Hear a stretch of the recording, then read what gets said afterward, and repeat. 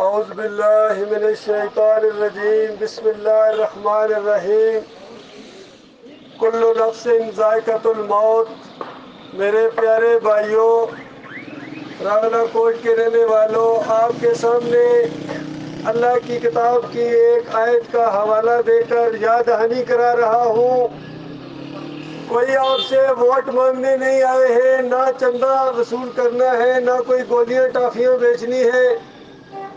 یاد دہانی کرا رہے ہیں کہ آج کے چلنے پھرنے والوں، ایک وقت آئے گا کہ ہمارا آخری وقت ہو جائے گا اور ہر انسان نے جو زندہ ہوا ہے، یہاں پیدا ہوا ہے، اس نے مرنا ہے۔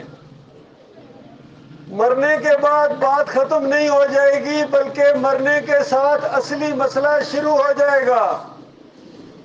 اس وقت پتہ چلے گا کس نے زندگی بسر کی تھی، اپنے مقصد کو پہچان گیا تھا کہ اللہ نے ہمیں کیوں پیدا کیا ہے۔ یہ ہوائیں چلا رہا ہے، یہ طرح طرح کے فروٹ، پھل، سبزیاں دیکھ رہے ہو، اس کا بنانے والا کون ہے؟ وہ تمہیں کیوں کھلا رہا ہے، کیوں پلا رہا ہے؟ اس کی ایک مانگ ہے کہ میرے بندو، زمین جس کے اوپر چل پھر رہے ہو، یہ اللہ کی زمین ہے، اور اللہ تعالیٰ نے آسمان سے بارشوں کا انتظام کر کے تمہارے لیے طرح طرح کے پھل اور فروٹ پیدا کیے، جن سے لطف اندوز ہوتے ہو، صحت کے لیے بھی اچھے ہوتے ہیں، مزے لے لے کر کھاتے ہو۔ یہ ساری نعمتیں دینے کے بعد اس نے ایک مطالبہ کیا ہے، فَلَا تَجْعَلُوا لِلَّهِ أَنْدَادًا وَأَنْتُمْ تَعْلَمُونَ، کہ دیکھنا میرے ساتھ کسی کو شریک نہ کرنا، اور تم جانتے ہو کہ اللہ کا کوئی شریک نہیں ہے۔ آج کسی سے پوچھو تمہیں کس نے پیدا کیا، تمہارے آباء و اجداد کو کس نے پیدا کیا، فوراً کہہ دیں گے کہ اللہ نے۔ یہ بارشیں کون برساتا ہے، کہیں گے اللہ نے۔ یہ پھل سبزیاں کون تمہیں مہیا کرتا ہے، کہیں گے یہ تو اللہ ہی کرتا ہے۔ تجھے سب کچھ مانتے ہو، پھر داتا کسی اور کو کیوں کہتے ہو؟ پھر مشکل کشائی کے لیے کسی اور کو آواز کیوں دیتے ہو؟ پھر اگر اللہ اولاد نہ دے تو یہ مزاروں کے اوپر، درباروں کے اوپر کیوں جاتے ہو؟ وہاں جا کر ماتھے کیوں ٹیکتے ہو؟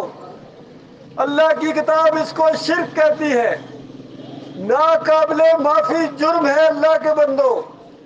جس طرح ہندو اپنی مورتی کے سامنے جا کر کھڑا ہو جاتا ہے، آج یہ مسلمان ہے کلمہ پڑھنے والا، لا الہ الا اللہ محمد رسول اللہ پڑھنے والا، یہ جا کر اپنے مزار کے سامنے، قبر کے سامنے، گنبد کے سامنے کھڑا ہو جاتا ہے۔ ہندو وہاں سجدہ کرتا ہے، اس کو ڈنڈوت کہتا ہے کہ ڈنڈوت کی مہاراج کی، ڈنڈوت کی میں نے۔ مسلمان سجدہ کرتا ہے اور کہتا ہے کہ سجدہ تعظیمی بجا لایا ہوں۔ ہندو وہاں بھجن گاتا ہے عجیب انداز سے، اور یہ مسلمان ہے، یہ بھجن نہیں کہتا ہے، یہ قوالی گاتا ہے وہاں جا کے، اور وہ وہاں پرشاد بانٹتا ہے کہ مہاراج کا پرشاد بانٹا ہے، اور آج یہ مسلمان ہے، یہ پرشاد نہیں کہتا ہے، یہ کہتا ہے بابا کی نیاز بانٹ کے آیا ہوں، ساتھ بھی لایا ہوں۔ تو اس انداز سے اللہ کے بندو، یہ مسلمان ہیں، یہ بت پرستی کے اندر مبتلا ہو گئے۔ قبر پرستی بت پرستی ہے۔ مسلمان کبھی اللہ کے علاوہ کسی اور کے سامنے نہیں جھکتا ہے۔ یہی مسلمان میں اور غیر مسلم میں فرق ہے۔ غیر مسلم ہر چیز کے سامنے جھکتا ہے، جھنڈے کے سامنے جھکے گا، دلدل کے سامنے جھکے گا، مزار کے سامنے جھکے گا، مورتی کے سامنے جھکے گا، پیر صاحب کی پنڈلیاں دبائے گا، وہاں سجدے کرے گا، جھک جھک جائے گا۔ یہ مسلمان نہیں، یہ غیر مسلم ہے۔ مسلم وہ ہوتا ہے جو ایک اللہ، جو عرش کا مالک ہے، عرش کے اوپر اللہ، پوری کائنات کا مالک ہے۔ مسلمان صرف اللہ کے سامنے جھکتا ہے۔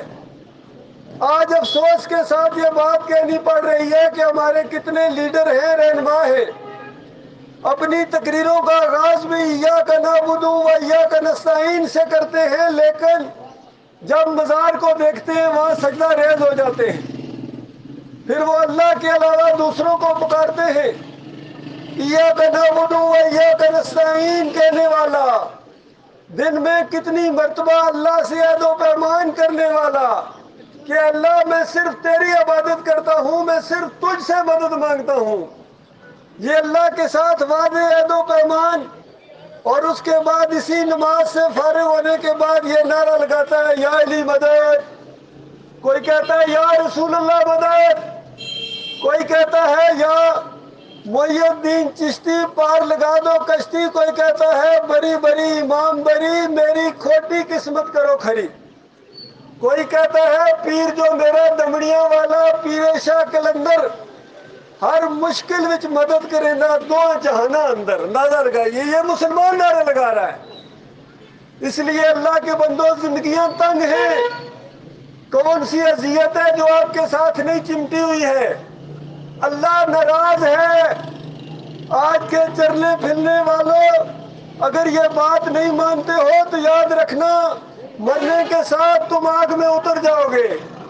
नमाज पढ़ने के बावजूद, रोजे रखने के बावजूद, उम्रा करने के बावजूद और हज करने के बावजूद अगर अल्लाह के अलावा किसी और को पुकारा, किसी और की नजरों न्याज की 11वीं की शक्ल में या 12वीं की शक्ल में, 10 मुहर्रम की अगर सबीलें लगाई और वहां देगे बांटी, तावीज़ गंडा किए या पीरी मरीदी की या उर्स और मेले किए, तो याद रखना हमेशा की आग के अंदर रहना पड़ेगा।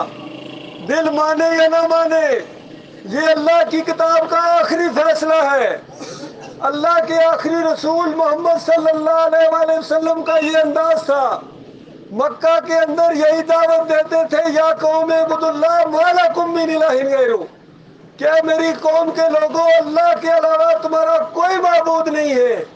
तुम या इब्राहिम अगिस्नी कहते हो, या लात मनात बाबा को पुकारते हो। ये अल्लाह के साथ वफादारी नहीं बल्कि निमक हरामी है। ये अल्लाह का खाने के बाद दूसरों को पुकारना, इसको अल्लाह शिर्क कहता है।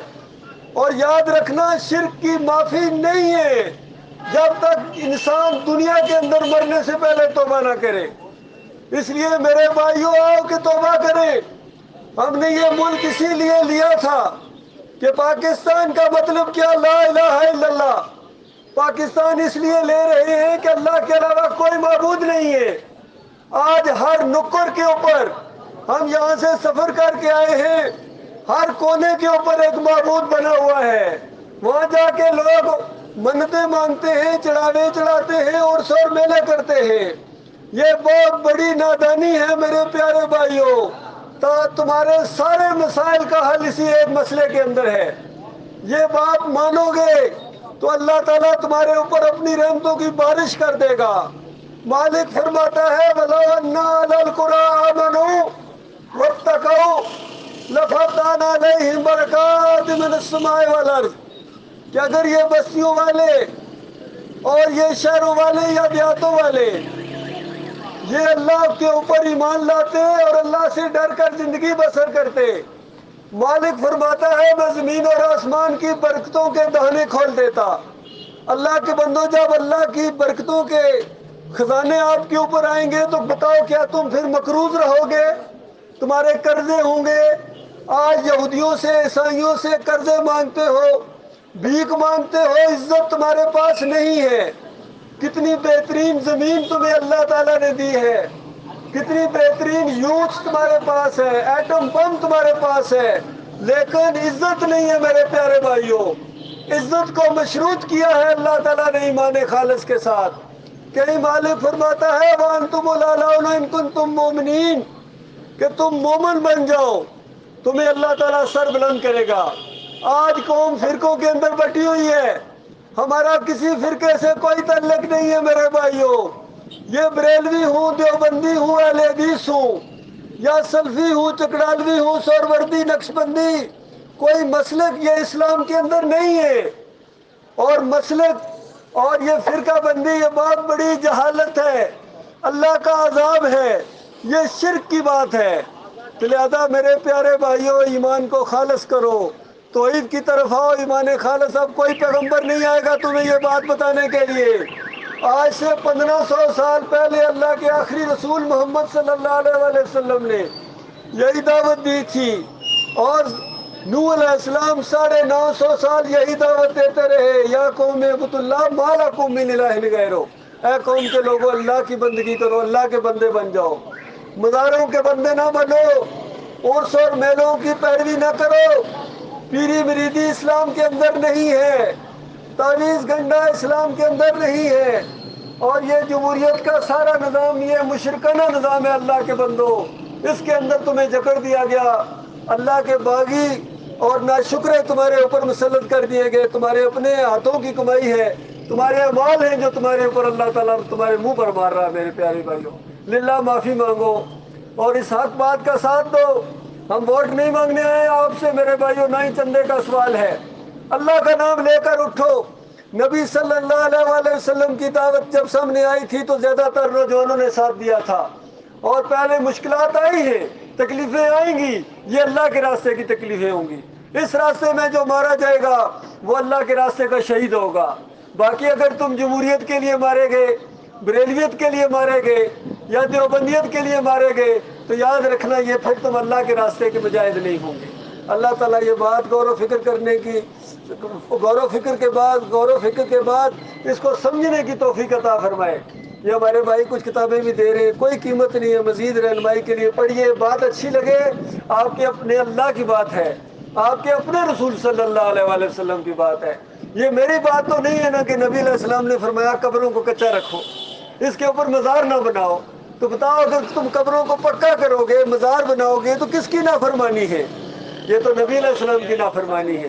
نبی علیہ السلام نے فرمایا جس نے تعویذ لٹکایا اس نے شرک کیا، اس لیے نبی علیہ السلام نے فرمایا کہ دین کے اوپر اجرت نہ لو، اقراء القرآن ولا تأکلوا بہ، قرآن پڑھو پڑھاؤ لیکن اجرت کا ذریعہ نہ بناؤ۔ آج نماز پڑھانے کے پیسے لیے جاتے ہیں، اذان دینے کے پیسے لیے جاتے ہیں، دین کاروبار کی شکل اختیار کر گیا ہے، یہ دینداری نہیں برل یہ دکانداری ہے۔ اللہ تعالی ہم سب کو ایمان خالص سمجھنے کی توفیق عطا فرمائے۔ وقول قولی ھذا استغفر اللہ لی ولکم ولسائر المسلمین۔ آپ نے تحمل کے ساتھ بات سنی ہے، میں دعا گو ہوں اللہ تعالیٰ ہم سب کو اس دین پر چلائے جو محمد صلی اللہ علیہ وسلم نے پیش کیا، اور سارے انبیاء کا جو دین ہے دین اسلام ہے۔